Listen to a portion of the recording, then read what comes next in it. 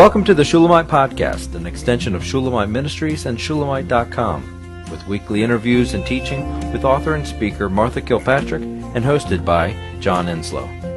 This weekly podcast is a way to stay connected to the ministry. So come experience anointed messages, not giving just another method, but a living impartation. When he began to send me to different parts of the world, he would say, "Do not think I'm sending you to the people. Do not think I'm sending you with a message. I'm sending you to love me in Ireland. I'm sending you to love me in Honduras. That's your job. That's your calling. Anything else just happens." So that is the secret of overcoming, is that you're not willing to ever not love him. It's not about feelings. It's about what your priority of love is. And so, in fact, he will take away feelings over and over and over if that's what you rely on to think you love him, and what you rely on to think he loves you. That's something that you have to die to and let go of, that you're living by the simple choice to give God the First Commandment under any circumstances. And then the greatest of all prophets and the least in the kingdom came, and he said to him, "Blessed is he who is not offended in me." And then turned around after he had that crisis, after John had that crisis of belief, he turned around and said, "But let me tell you about my son, my prophet, the voice that laid the path out for me. Let me kind of shine for this one that's sitting in a prison about to be killed and is questioning me. Let me tell you how wonderful he is. But he's still the least, but he's the best. You know, the best prophet." He was doting on him.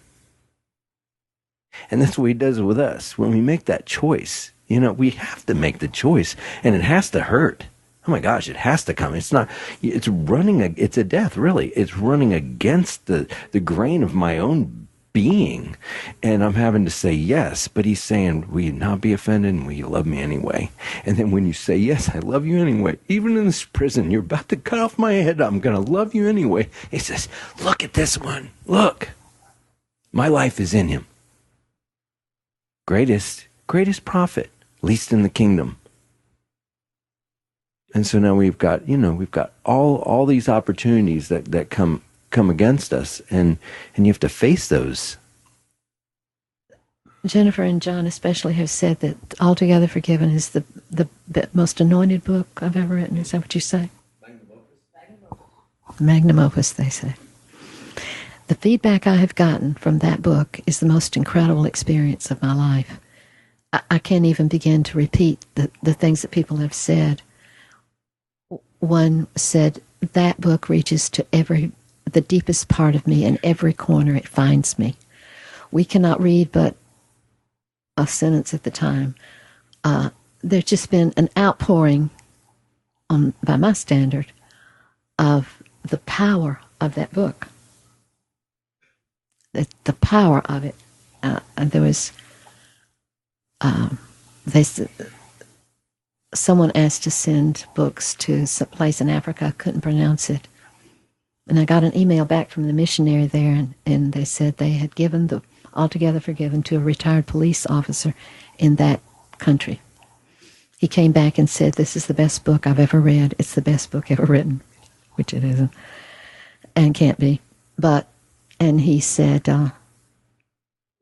it hit him with power. There's such power that people are reporting from that book, and that book was written inside my grave. The power of the cross was on that book, both in my life. It's my life. Forgiveness is my life crisis. And the thing I say in the book is, when I have a difficult forgiveness, I will say, I will not lose Jesus and my destiny over this offense. I will not. I will love him, even though he did this to me. But the fruit of that is what I think Billy Graham was talking about. At his right hand are wonders forever. That book is going to be forever. somehow. That's more real to me because of Jean than any book I've written, practically. But the power of God is only if you lose your life for Him. If you won't lose your life for Him, you don't love Him. And that can be solved easily by choice. That's the power of choice. And God meets us according to our choice. If I choose to love Him, He will sustain that. And He will work according to that and move heaven and hell around me on that ground. And because He loves us so much, He will incentivize us when we are questioning whether He's worth us loving Him.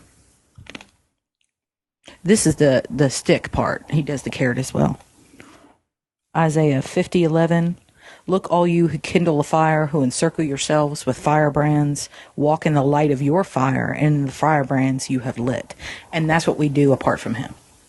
We were created for fire. We will light a fire. We will have flame in our life, one way or another.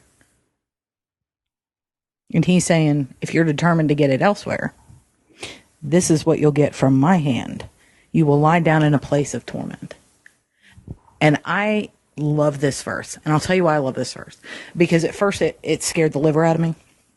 Right? And I was just like, man, he is really intense, you know?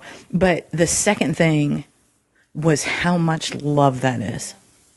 He will not let me leave Him and be comfortable.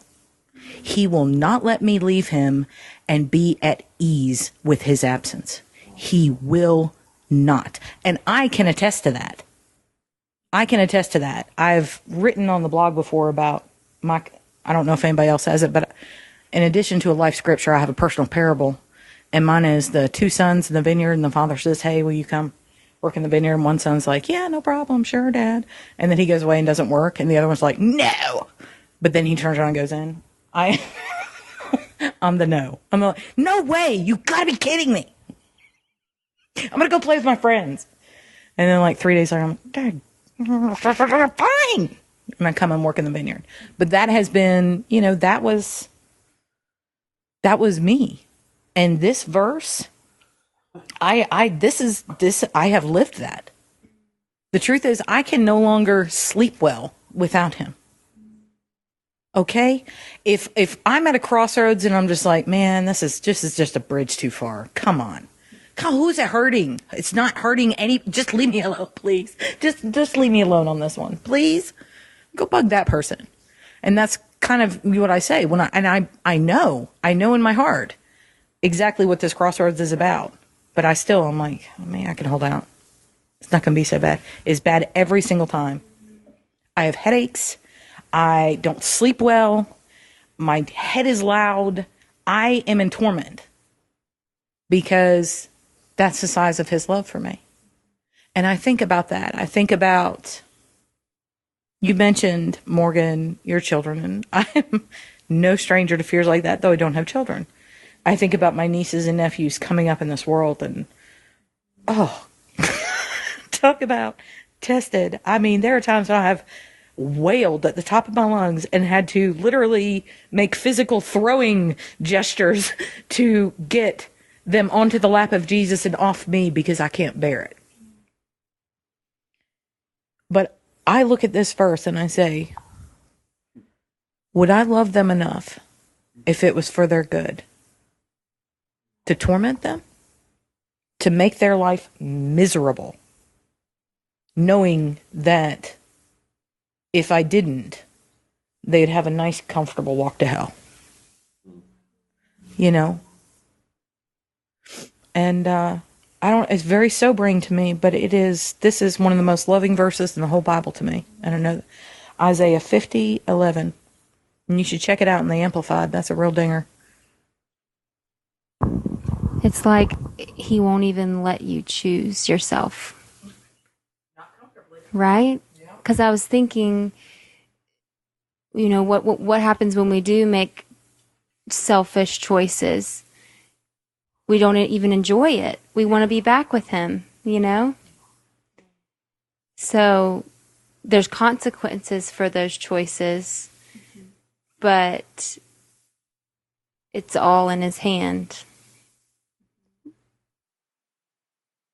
It's hard to say no to that kind of love. That's the kind of love that the truth is every single one of us has dreamt of from the time we were little, when we couldn't even put words to it. The love that simply will not let go. We hope you've enjoyed the Shulamite podcast. For all the latest from Shulamite Ministries, please visit us at Shulamite.com, where you'll find Martha's daily devotions, posts from GetAlongWithGod.com, and the online library of all of Martha's writings. At Shulamite.com, downloading the free Shulamite app is easy, and LivingChristianBooks.com is only a click away. Thank you for joining us on this journey to discover a God worth knowing.